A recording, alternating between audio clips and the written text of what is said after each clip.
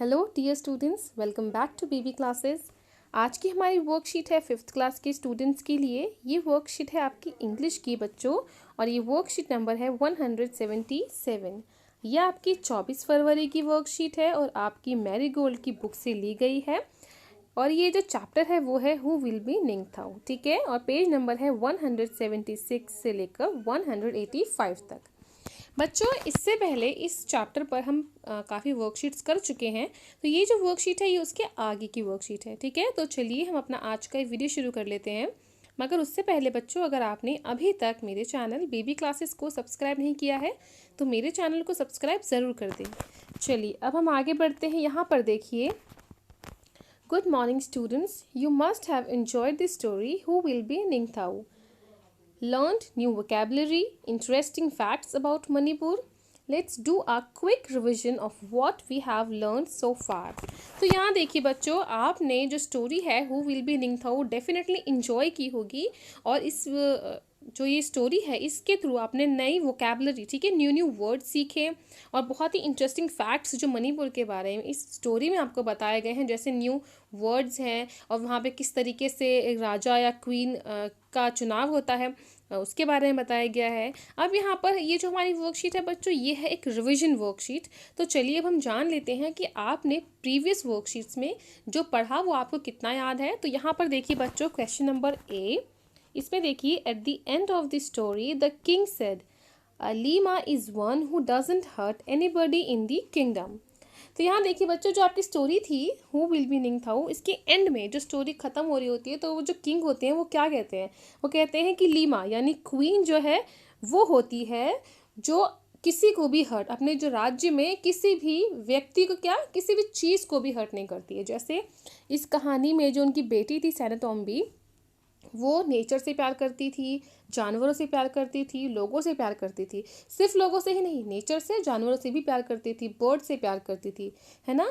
तो एक क्वीन की क्वालिटी क्या होती है, वो ये होती है कि वो किसी भी चीज़ को, किसी को भी हर्ट नहीं करता, ठीक है, नहीं करती। अब यहाँ पर इससे रिलेटेड हमारा क्वेश्चन नंबर, जो हमें क्वेश्चन दे रखे हैं इनके हम आंसर लिख लेते हैं बच्चों। जैसे देखिए क्वेश्चन 1 जो ए है, why was Sanatombi looking sad in the picture. अब यहाँ पर आप इस पिक्चर को देखिए बच्चों, और आपने स्टोरी पढ़ी होगी तो आपको पता है जो सेनेटोम्बी है यहाँ पर इस पिक्चर में इस तरीके से उदास क्यों है।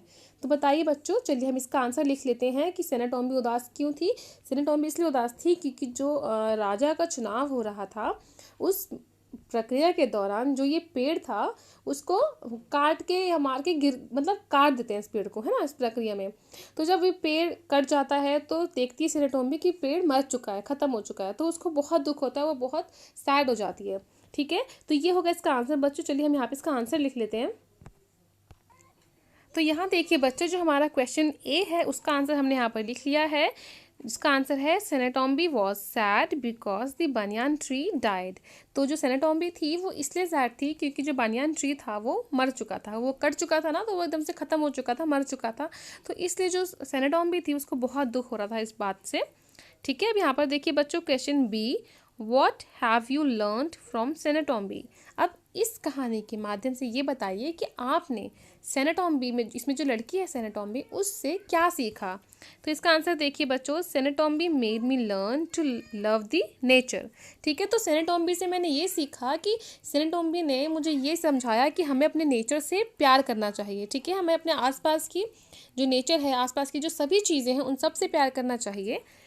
तो इसका आंसर ये हो गया बच्चों। अब यहाँ पर सी देखिए, question C, what would you do if you see someone in pain.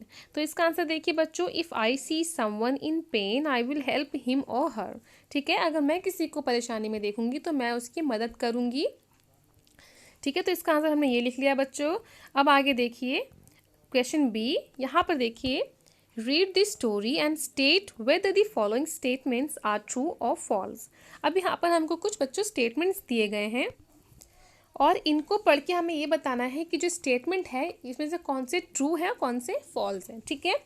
तो सबसे पहला जो हमारा स्टेटमेंट है, सेंटेंस है, वो देखिए, A, Ningthou and Leima did not think about their मियाँ।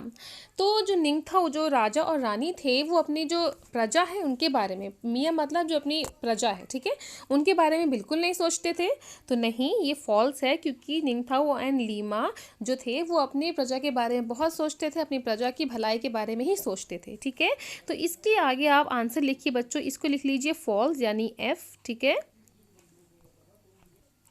तो यहाँ बच्चों मैंने फॉल्स पूरा ना लिख के सिर्फ एफ लिख दिया है, ठीक है। जब ट्रू होगा तो मैं उसके आगे टी लिख दूंगी। अब आगे देखिए बच्चों, सेकंड सेंटेंस हमारा, Sanatombi feels the pain of animals, birds and trees. तो इसका आंसर क्या होगा ये बताइए, ट्रू है या फॉल्स? ये बिल्कुल ट्रू है, क्योंकि सेनेटोम्बी जो थी वो उसको जानवरों का, पेड़ पौधों का, बर्ड्स का, सब का जो दर्द था वो महसूस होता था, ठीक है। तो इसके आगे हम लिख देंगे ट्रू यानी टी, ठीक है बच्चों। अब थर्ड स्टेटमेंट देखिए, see the eldest son became the king of Kangleipak. तो इसका आंसर होगा फॉल्स, ये फॉल्स है, क्योंकि जो कांगलीपाक राज्य था इसके जो रानी थी वो कौन थी, उनकी बेटी थी यानी सेनेटोम्बी, ठीक है। तो जो एल्डेस्ट सन था यानी जो सबसे बड़ा बेटा था वो राजा नहीं था, उनकी बेटी रानी थी वहाँ की, ठीक है। तो ये स्टेटमेंट भी हमारा हो जाएगा बच्चों फॉल्स। इसके आगे भी आप लिख लीजिए एफ, ठीक है। तो इस तरीके से आप इनको कर लीजिएगा बच्चों। तो चलिए अब हम आगे बढ़ते हैं अपने क्वेश्चन नंबर सी की तरफ। यहाँ पर देखिए, list the verbs from the story who will be Ningthou and classify them into regular और इरेगुलर एक्शन वर्ड्स और verb. One has been done for you.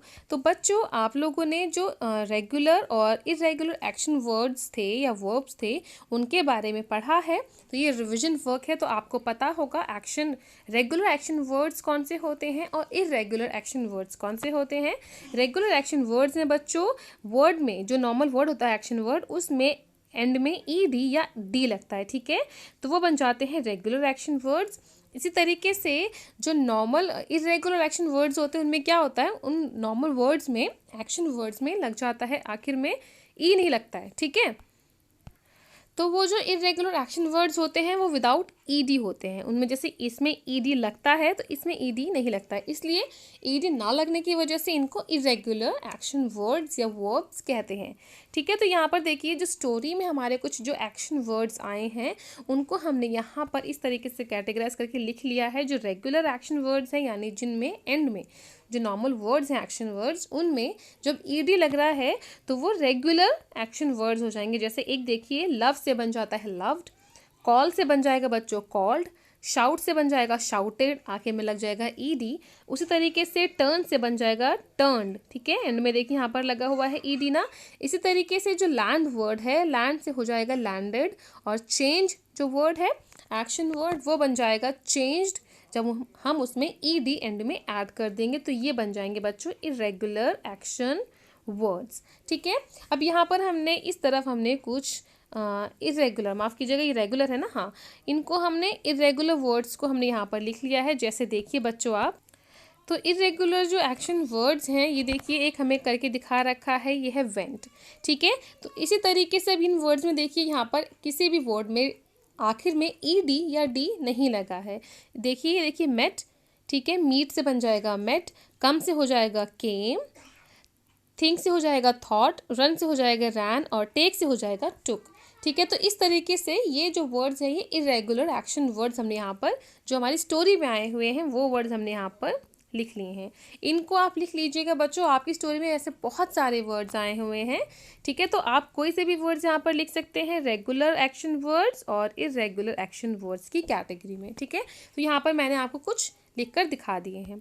अब आगे देखिए बच्चों, question number D, we should also take care and preserve our environment in many ways. हमें अपने जो वातावरण है, जो पर्यावरण है, उसका ध्यान रखना चाहिए और उसका बचाव करना चाहिए, और इसके लिए बहुत सारे तरीके हैं। Just like Sanatombi, taking hints from the pictures in the table suggest some ways to protect our environment. One has been done for you. अब यहाँ पर देखिए बच्चों, यहाँ पर आपको कुछ पिक्चर्स दी गई हैं, ठीक है।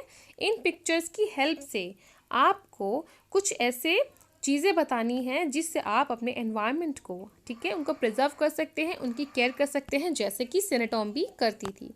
तो एक आपको यहाँ पे करके दिखा रखा है जो है यूज़ ऑफ सोलर एनर्जी। ठीक है, तो जो सोलर एनर्जी है हमें उसका ज़्यादा इस्तेमाल करना चाहिए। ठीक है, अब इसकी इसी तरीके से बच्चों यहाँ पर जो हमको पिक्चर दे रखी है इसी के साथ हम यहाँ पर हमने इनको प्रिजर्व करने के लिए, इनकी केयर करने के लिए यहाँ पर कुछ लिखे हुए हैं, तो यहाँ पर हम इनको पढ़ लेते हैं। जैसे पहली पिक्चर देखिए, तो हमने यहाँ पे लिखा है कंजर्व रेन वाटर। तो हमें रेन वाटर को बचाना चाहिए, उसको जैसे जब रेन वाटर होता है उसको हमें स्टोर करना चाहिए, क्योंकि रेन वाटर बिल्कुल साफ़ होता है। जब हम उसको स्टोर करेंगे तो वो हमारे आगे काम में आएगा। ठीक है, फिर सेकंड पिक्चर देखिए, प्लांट अ ट्री। तो इसमें क्या आ जाएगा, हमने यहाँ लिखा है सेव ट्रीज। उसी तरीके से ये देखिए, रिसाइकल वेस्ट मटेरियल्स।